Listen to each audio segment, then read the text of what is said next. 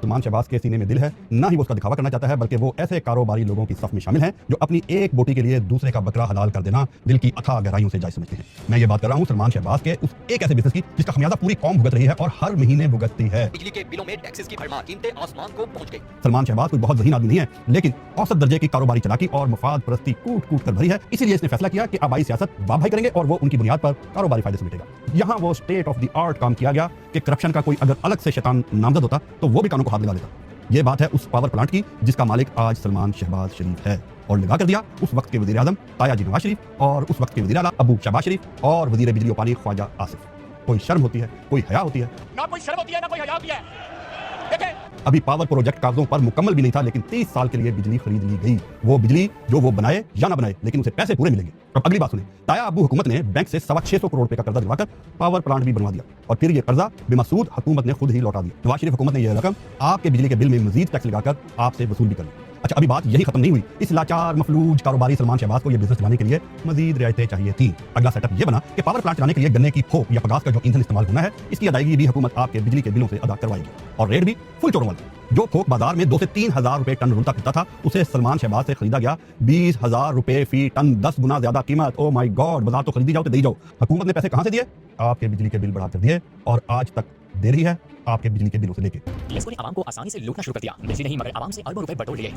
लेकिन जो इतने पर ही राजी हो जाए तो वो सलमान शहबाज नहीं हो सकता। उसे इल्म था कि महंगाई तो तेजी से जा रही है, अबू का भी फजल है, बाकी अंकल का भी फजल है, वो तो बड़ी तेजी से जा रही है और एक वक्त आएगा कि आज की 10 गुना कीमत कल को कम हो जाएगी, बराबर हो जाएगी। तो उसने सोचा कि महंगाई का ये बोझ भी आप पर ही डाल दिया जाए। अबू और अंकल ने एक कॉन्ट्रैक्ट लिखवाया कि महंगाई का असर भतीजे पर नहीं पड़ेगा, बल्कि खोप की कीमत कोयले की इंटरनेशनल कीमत और डॉलर के मुताबिक बढ़ती चली जाएगी। उस वक्त 100 रुपए का डॉलर था, आज 300 का है, 350 का। इसके साथ ही वो फरमान लगा दिया गया जिसके तहत यह इजाफा भी बिजली के बिल में डालकर आपसे वसूल कर लिया जाए। अब सलमान शहबाज का बिजनेस सेटअप यह बना कि हुकूमत ने पावर प्लांट लगा कर दिया, उसका कर्जा बेमसूद अदा किया, उसके बाद पावर प्लांट का किराया देना शुरू किया और फिर खुद ही ईंधन भी खरीद कर देना शुरू कर दिया। उसके अलावा अगले 20 साल की वो बिजली भी खरीद ली जो वो बेशक बनाए या ना बनाए। शाबाश सलमान शहबाज शरीफ, आपके लिए तालियां।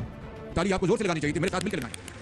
आपने तो गन्ने का जूस निकालने के बाद उसका फुजला भी सोने के भाव बेच डाला। कमाल है जी, अब्बू और ताया के हुक्मरान होने का फायदा उठाना तो कोई आपसे सीखे। और वज़ीर आज़म साहब, आप आवाम को झांसा देते हैं कि हम आईपीपी से रीनेगोशिएट करके नर्क नीचे गिरा लेंगे।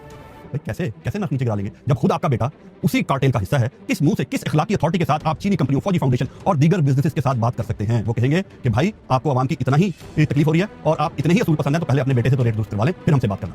तो इसलिए जब तक सलमान शहबाज इस बिजनेस से पैसे कमा रहा है, आप और हम भूल जाएं कि बिजली के बिल कभी कम हो सकेंगे। वफाकी वजीर ओवैस लगारी के दावे भी झूठे। और आपका क्या ख्याल है कि सलमान शहबाज इतना ज़हीन है कि वो ऐसा फूल प्रूफ कारोबारी लूटमार का कारोबार उसने खुद ही डिजाइन कर लिया होगा? तो जवाब है जी नहीं, ये शरीफों का लड़का है, उन्हें सब कुछ थाली में रखा चाहिए।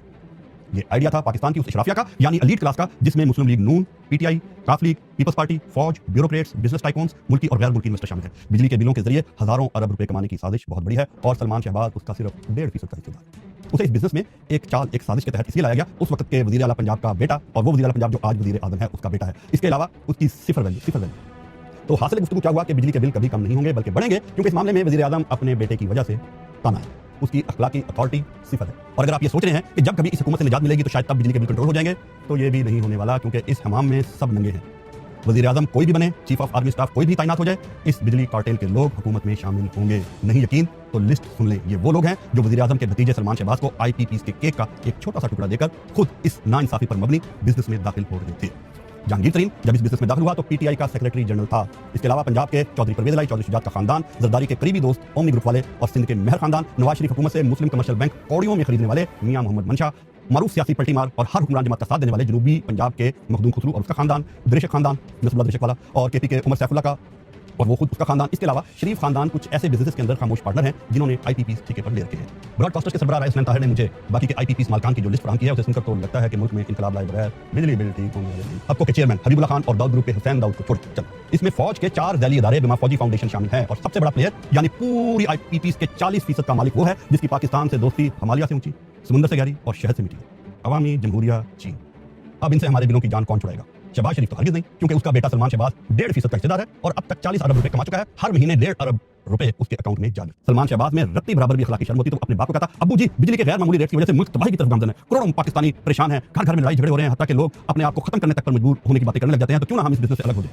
सिर्फ 1.5% ही तो हमारा शहर है, मैं बेचकर परे हो जाता हूँ। आप ऐसा करें कि इन आईपीपी से निपट लें और ये जो कॉन्ट्रैक्ट है ना जो बिल्कुल सरासर नाइंसाफी पर मबनी है, इसे फाड़ कर परे फेंक दें और बिजली को उसकी वापस असल कीमत पर ले आएं। लेकिन कहाँ जी, शरीफों का लड़का हो और दिल में रहम हो, तौबा तौबा तौबा।